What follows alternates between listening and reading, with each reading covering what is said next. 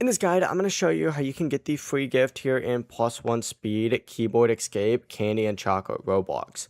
Before we do get into this guide, make sure to like the video and subscribe to the channel with all notifications on. It really does help the channel and it lets us know that you want more content like this. We'd greatly appreciate it, and if at any point throughout this guide you did have any questions, just ask them down in the comment section below and we could help you out further. I'm going to be doing my best to reply to every single comment down there. Now, first things first, if you are currently in game right now, you actually do need to go ahead and back out of it. So go ahead and select the Roblox icon up in the top left, hit leave just like so, and hit leave one more time. It's then going to take you to a page that looks like this. Open up the game itself, and you need to like the game. So hit like right here.